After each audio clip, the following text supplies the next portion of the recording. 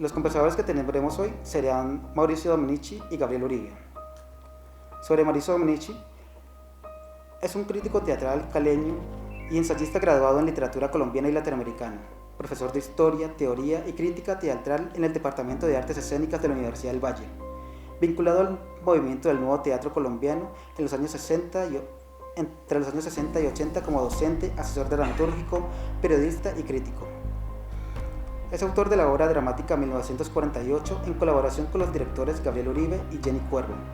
Ha publicado recopilaciones y estudios de la obra teatral de Andrés Caicedo, del teatro ignorado de Jorge Isaacs, del dramaturgo colombiano Antonio Álvarez Lleras y artículos en periódicos y revistas sobre Miguel de Cervantes, sobre la poesía completa de Álvaro Mutis, así como de educación, arte y cultura.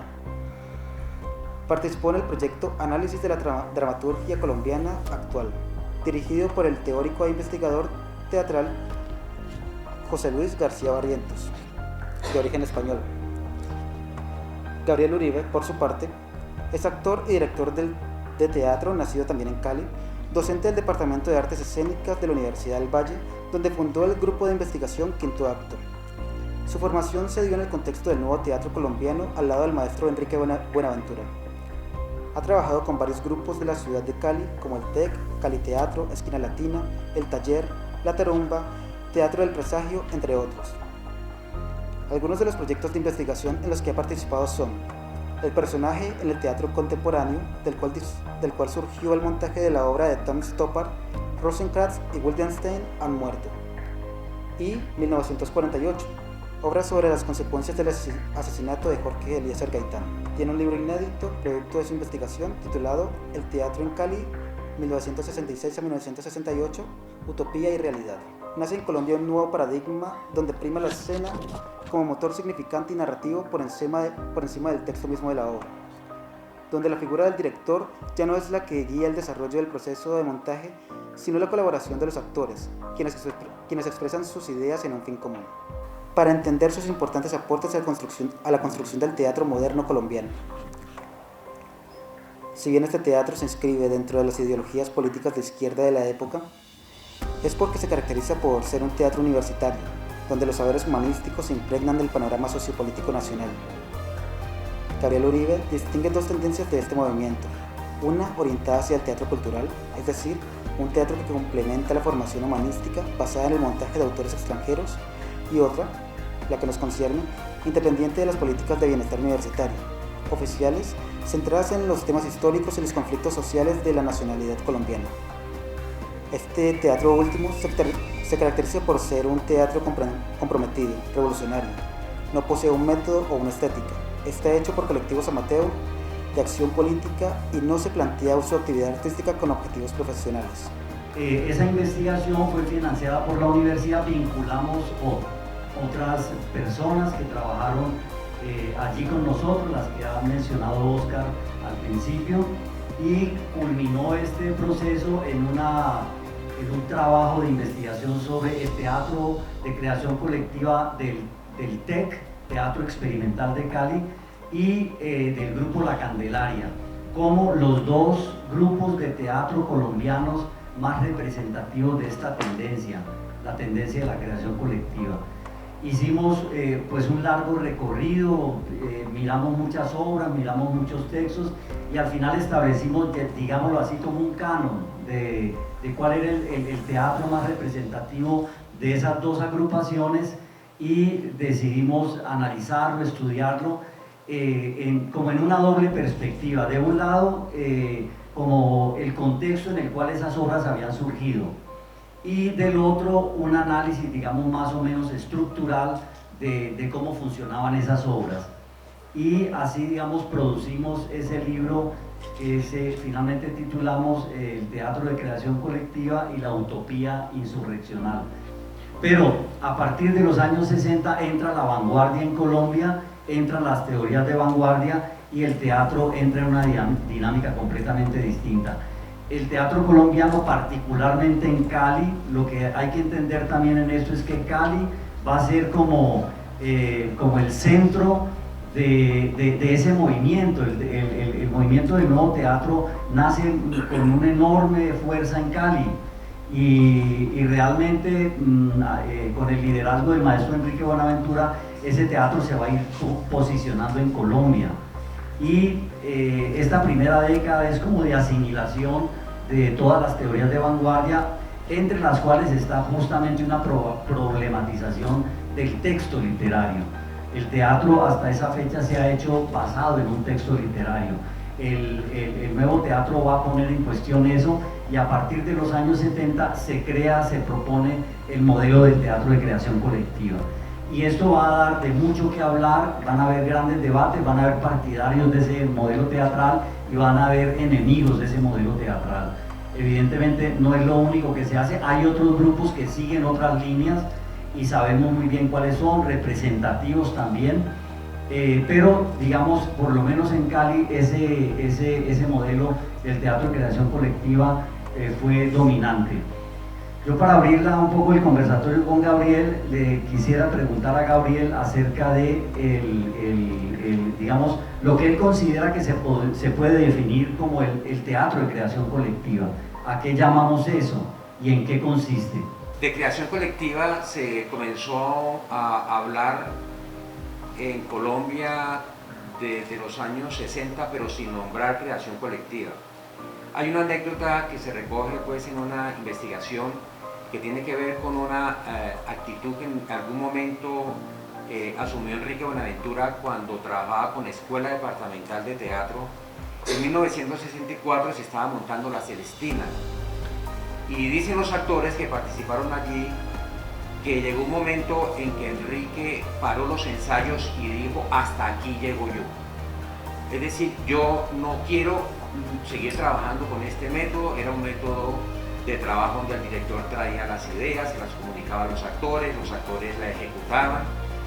Eran una especie de intérprete de la idea que tenía el director, y él llegó un momento en que ese modelo hizo crisis en él y dijo: no me interesa seguir trabajando así, yo quiero trabajar de otra forma y quiero que participen más los actores.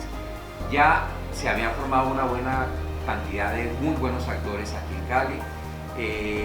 La escuela departamental había comenzado en 1955, o sea que tenía ya casi 10 años y ya había gente muy informada allí. Y digamos, esta circunstancia de él pedir otra forma de trabajar dio pie para proponer, para llegar a un equipo de dirección, y un poco las decisiones de tipo estético, en relación a la interpretación, en relación al análisis del texto, ya comenzó a ser compartida. Por otro lado, la Candelaria en Bogotá, que no se llamaba la Candelaria en esa época, sino que se llamaba Casa de la Cultura, había comenzado también un trabajo con obras de autores convencionales, clásicos, pero yo creo que se estaba gestando también en ellos la idea de hacer una nueva forma, de plantear una nueva forma de trabajo. Realmente pienso yo que el método de creación colectiva, como lo conocemos nosotros hoy en día a través del estudio de las obras y los métodos expuestos en teoría, se concretó en Cali en un seminario, el primer seminario que se realizó entre el grupo Casa de la Cultura y el grupo Teatro Experimental de Cali, con un único tema, el tema de la improvisación. Las conclusiones de este seminario dieron como resultado que cada grupo se fuera para su respectiva sede a rumiar lo que se había planteado allí y a tratar de elaborar metodológicamente lo que había surgido allí como un estímulo para la creación de manera nueva. Y esto tomó dos caminos completamente distintos. Por un lado, en Cali, el Teatro Experimental de Cali planteó un esquema de método de trabajo que se llamó exactamente esquema del método de creación colectiva.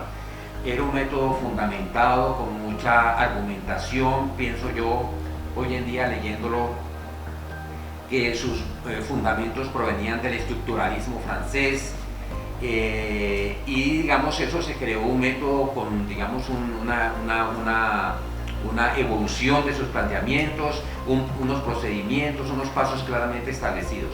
Por el otro lado, la Candelaria, dirigida por Santiago García, ya había planteado que ese método, tal como lo planteaba Enrique Buenaventura con un paso A, B, C, decía Santiago García que se parecía a esos cuadernos de mecánica popular, que era un cuaderno, unas cartillas muy populares que existían en aquella época y le enseñaban a uno a reparar un carro, a reparar una licuadora, etc.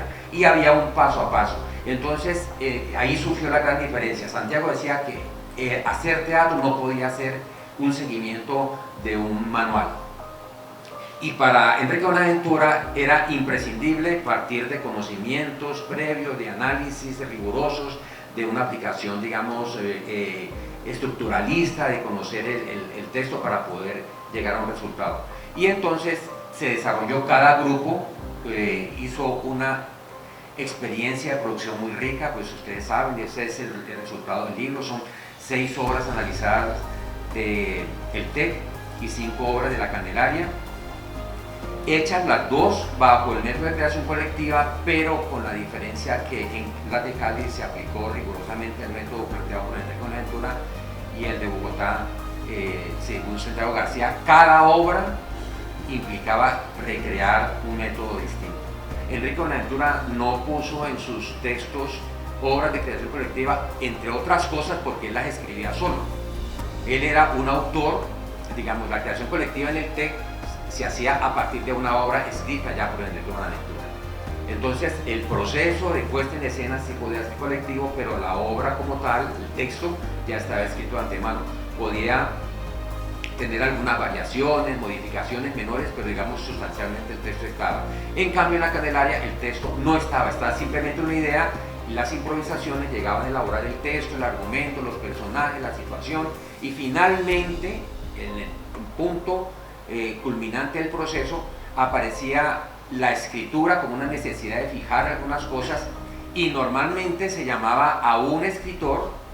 Al revisar estas obras uno encuentra puntos que en aquel momento fueron muy polémicos y que todavía lo siguen siendo.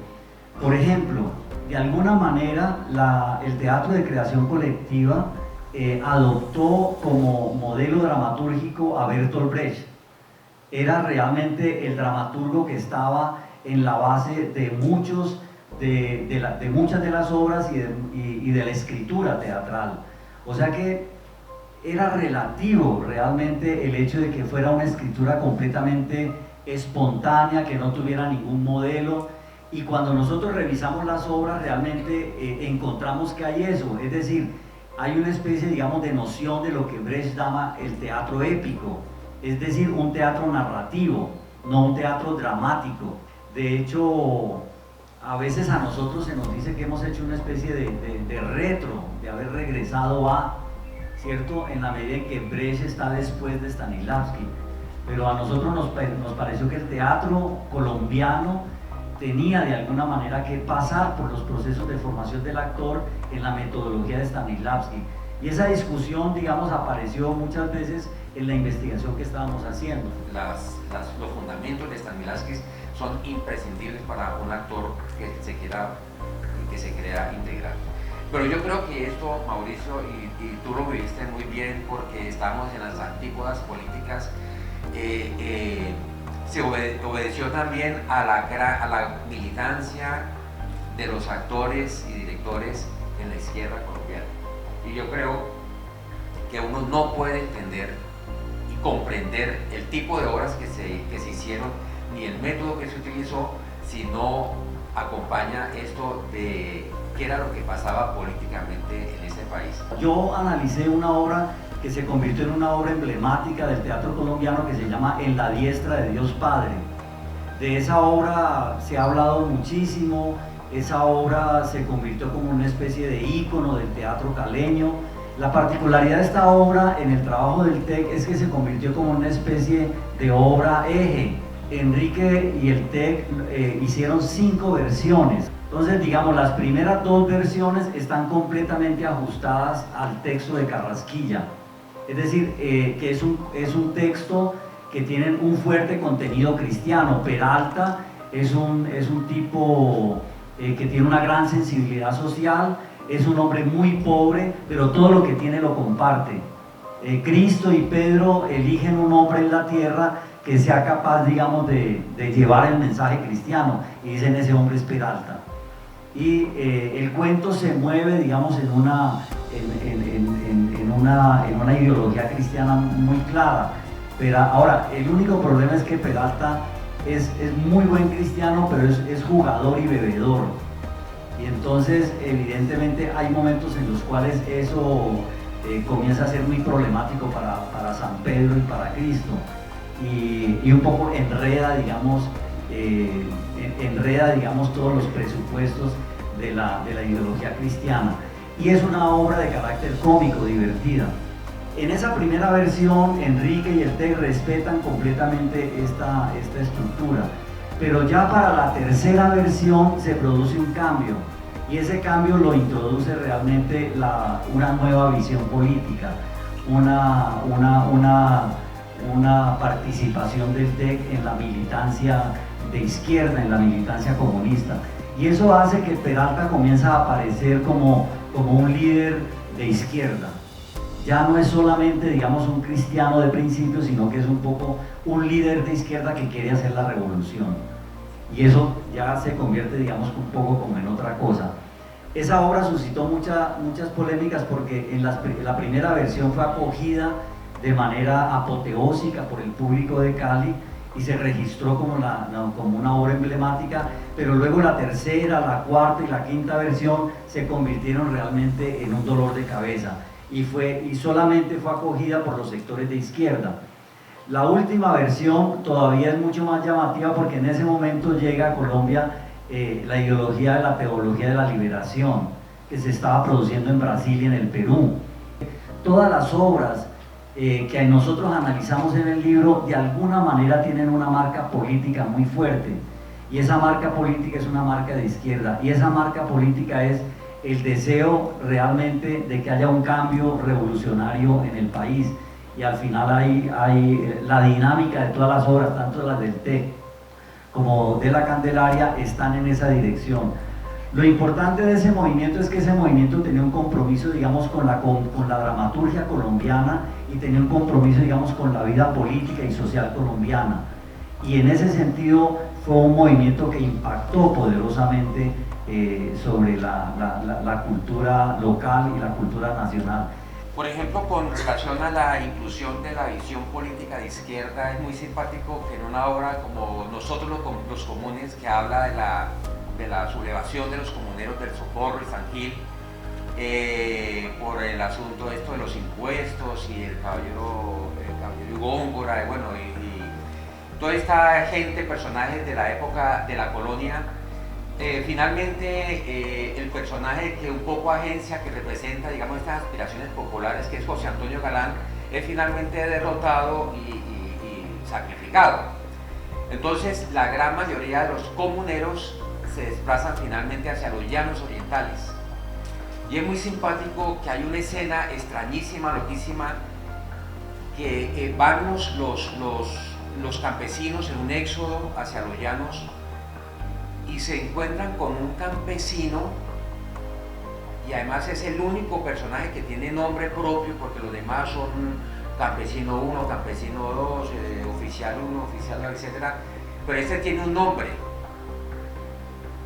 y hace una cosa muy insólita en la obra, y es que los felicita por la lucha que han tenido y les augura muchos triunfos hacia el futuro, y les regala un fusil. El personaje se llama Manuel, y evidentemente esto es un guiño al personaje más importante de la guerrilla en ese momento, que era Manuel Marulanda Vélez.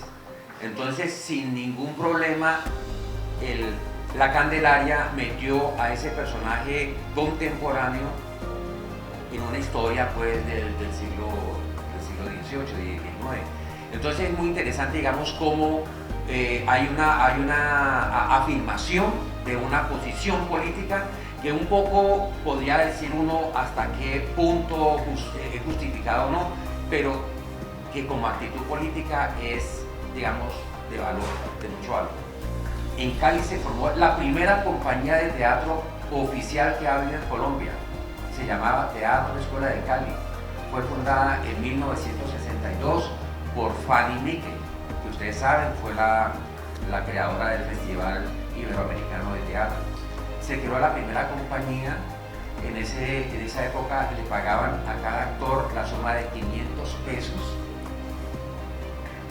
Se tuvo conciencia de que ahí se estaba haciendo un teatro distinto, un teatro nuevo, un teatro que estaba confrontando unas verdades y que por tanto, digamos, no valía, digamos, el cuestionamiento es, decían incluso los periodistas, vean Enrique Buenaventura, nosotros a usted lo respetamos mucho, usted es un gran autor y usted hace obras maravillosas, pero todas están en contra del Estado. Usted está en contra de la iglesia, usted está en contra de los políticos, usted está en contra de los gobernantes. Y nosotros no le vamos a subvencionar con nuestra plata que usted hable mal de nosotros. Entonces, o cambia los personajes o no le damos más plata. Entonces, pues él nunca cambió los personajes, por supuesto. Y una vez le dijo a uno, pues es que si usted me quita a los militares, me quita a los políticos y me quita a la iglesia, me quita a todos los personajes. Entonces no era posible hacer ningún cambio. Y en 1967 se le quitan los auxilios al TEC y en 1969 se expulsan 5 profesores, los más renombrados de la época de la Escuela de Teatro, que eran Enrique Buenaventura, Elios Fernández, Fernando Pérez, Germán Cobo, que era un arquitecto que se en escenografía, y González Cajiao, que luego fue un historiador del teatro muy importante, que eran profesores de la escuela, y con eso, digamos, se desbarató, pues no se desbarató, la escuela siguió funcionando, pero ya sin esos profesores, y muchos estudiantes que se vinieron con esos profesores formaron el Teatro Experimental de Cali, que es el teatro que funciona hoy en la carrera 7ª con 8ª, allí en la Merced, y que pues se ha mantenido durante ese tiempo. Los teatros fueron allanados, ¿no? Había una policía secreta que andaba persiguiendo a todo el mundo, al M-19, la UPEA, al Partido Comunista, a toda la gente de izquierda, y llegaba a los teatros. Incluso nosotros sufrimos un allanamiento ensayando una obra en el TEC que se llamaba la historia de una bala de plata, y llegaron hasta el escenario los agentes estos secretos, se llevaron a Guillermo Piedrahita, lo sacaron del ensayo, y nosotros cuando nos aproximamos a discutir con los agentes estos que por qué lo sacaban, nos apuntaron porque nosotros estábamos armados. Claro, eran armas de palo, ¿no? De utilería, y ellos pensaban, le temían a que los pudiéramos atacar con esos instrumentos. Bueno, se llevaron a Guillermo Piedrahita, simultáneamente habían capturado a su esposa, Olga Lucía Ruiz, y los fueron y los interrogaron terrible, y bueno, finalmente por la presión los soltaron y nos dimos cuenta que era una confusión. Recuerdo que nosotros estábamos haciendo en el TEC la ópera Bufa, que era una obra sobre la revolución en Nicaragua y sobre Sandino y bueno, toda la cosa contra los gringos, etcétera, y había ahí mucha revolución y mucha revuelta, etcétera, etcétera. Entonces un espectador en el foro, porque además, eso es otro tema interesante, se hacía foro en las obras. Después de la función se le daba la palabra al público y el público intervenía y decía si estaba de acuerdo con eso o no, pues planteaba sus puntos de vista, aplaudía o rechazaba, criticaba, etcétera, que era muy importante. Y de alguna manera esas intervenciones del público eran tenidas en cuenta pues, para repensar la obra y ver si hacían cambios, etcétera. Entonces a mí me parece que sin llamarlo de la misma forma, estamos haciendo creación colectiva y se están produciendo obras de una dramaturgia nueva, innovadora, que no está en oposición a los grandes autores, pero que sí están reflejando una manera muy particular de ver el mundo en las circunstancias actuales, pienso yo. Yo no estoy tan seguro como Gabriel acerca, digamos, de la presencia y del vigor que pueda tener hoy en día la creación colectiva. Yo creo que uno de los puntos claves de la creación colectiva, que era los textos, escribir el teatro colectivamente, a mí me parece que eso se volvió muy problemático y que finalmente los grupos que de todas maneras siguieron trabajando con una enorme participación de los actores en las decisiones en general del grupo, encontraron sus dramaturgos. Alguien en el grupo finalmente escribía la obra y alguien finalmente asumía la responsabilidad de haber escrito un texto. Yo creo eso, por ejemplo, en Cali, el Teatro Esquina Latina, que dirige Orlando Cajamarca, es un teatro que se autodefine a sí mismo como seguidor de la creación colectiva, pero los textos de los últimos 10 o 20 años son textos de Orlando Cajamarca, no figuran como textos de creación colectiva. Y lo mismo creo que pasa a partir de los años 90, que ha habido una enorme proliferación de autores colombianos que escriben una teatralidad que ya no es colectiva. El caso ejemplar puede ser el de Fabio Rubiano, que cuando uno ve sus obras, también lee los comentarios que hay sobre ellas, es evidente que es un teatro que se hace desde la escena, pero que es escrito por un autor. O sea que la idea de que no había autores era relativa. Lo que no había era realmente, es un poco mi propia hipótesis, lo que no había eran grupos de teatro, lo que no habían eran actores, lo que no había era la gente que se dedicaba a hacer el teatro, porque hacer el teatro no solamente es muy difícil, sino que requiere de presupuesto. Es mucha la gente que está implicada a la hora de hacer una obra de teatro. Se mencionaba que los estudiantes actuales no les interesa pues, tener una conciencia política y se enfocan más en el teatro, ¿cierto? Digamos desde su perspectiva docente, investigativa o personal, ¿creen que es necesario que esta posición vuelva? ¿Le aporta algo a la interpretación teatral? Hay un autor que se llama Jean Rancière que hace un análisis muy interesante sobre qué era la política, qué hace, o sea, por qué el teatro político, ahora era el efecto del teatro político de los años 70, por ejemplo. Y entonces es muy claro que él dice, ahí lo que buscaba el teatro político era lograr un consenso en el pensamiento.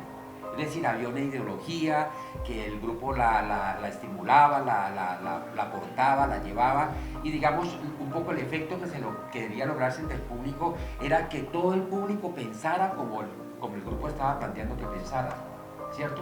Porque, digamos, todo llevaba a tener una respuesta política frente a estas cosas tan horribles que estamos viviendo. Entonces, un poco, digamos, las cosas han cambiado sustancialmente, y yo creo que no va a ser posible, pues digamos, volver a un espíritu anterior. Yo creo que lo que tenemos que hacer nosotros los profesores es darnos cuenta de esa realidad y digamos, tratar de adaptarnos a las dinámicas de pensamiento de la cultura contemporánea, que son muy distintas a las que vivimos nosotros. De cierta forma, el comentario tiene que ver que es una especie de ámbito epocal, de hecho, de considerar al autor reemplazado por un autor de dedicación colectiva. La pregunta tiene que ver con eso. Si lo narrativo dominó, hay que hacerlo con mucha delicadeza, obra por obra. Si fue el peso político el que llevó a una inclinación en ciertos momentos en los dramas, en la lectura, teatro, en la lectura, sobre el tipo de narrativo, no sobre lo dramático. Yo creo que es claro que cuando Enrique y todo el teatro de estos años adoptan las teorías brechtianas, con Brecht viene el tema del teatro épico, y ese teatro épico esencialmente es un teatro narrativo.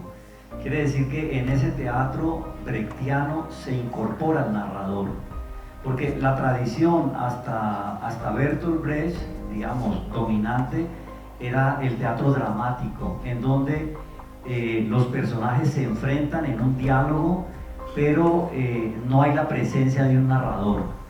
Pero Brecht introduce el tema del narrador, es decir, alguien que va a contar, que está contando la historia.